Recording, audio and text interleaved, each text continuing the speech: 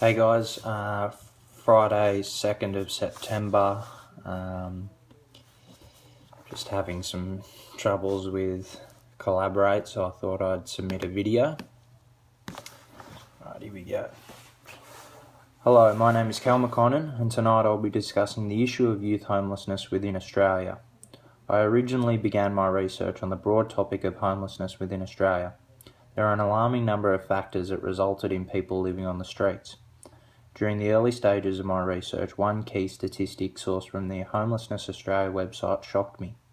1 in 200 people are homeless, and of those people, 17% are under the age of 12 and 10% are between the ages of 12 and 18. I decided to narrow my focus on the youth of Australia and understand how this issue was occurring. I started my research by watching a documentary produced by the ABC titled The Oasis, Australia's Homeless Youth. The 75-minute documentary follows Captain Paul Moulds in his day-to-day dealings with the teenagers who come to Oasis for help. I want to make mention of a young boy named Owen who featured in this documentary. He will act as a representation of what the majority of these teenagers have gone through. Owen was kicked out of home when he was 13 after sticking up for his mother while she was continually beaten by other men. Since living on the streets, Owen has 27 theft charges and using drugs and alcohol on a daily basis. He explains he hates himself and what the streets have done to him. I then realised the importance of preventing homelessness before it occurs, as the cruel nature of the streets can be quite destructive and damaging to these young people. A reliable source explains young people who experience homelessness are more likely to disengage with education and employment than to be exposed to factors which are detrimental to their health, such as drug use, theft and violence, which in turn can lead to anxiety, depression and mental illness. Further research explained that when these people experience homelessness for a prolonged period of time, they often adapt to it as a way of life. As time passes, it becomes increasingly difficult for individuals to undergo sustainable transitions out of homelessness. With this in mind, we can see an opportunity for help between the time where the child is abandoned and the time where the child ends up on the streets.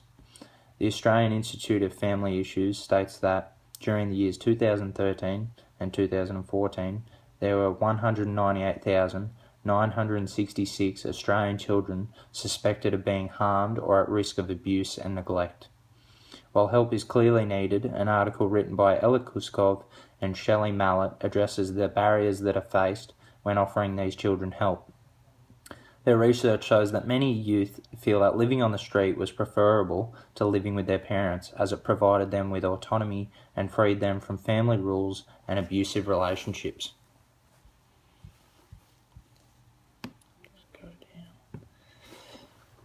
This is where my targeted personas come into play. This campaign will aim to target teachers, neighbours, coaches, grandparents, all of whom who have a relationship with these children outside of their family homes. It is also important to recognise that these people will be targeted within low socio-economic areas of Australia.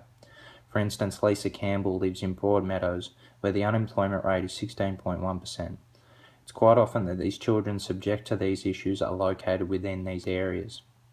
By educating and informing these personas on the stats and signals surrounding youth homelessness, hopefully they will act upon the campaign and provide help and assistance to these children in need.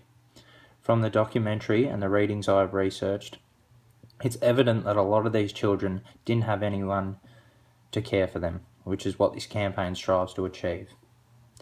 I want to reiterate a few key points from the following research. Firstly, we can understand abandonment, violence, abuse and family breakdown is the root problem that a lot of the youth face prior to becoming homeless.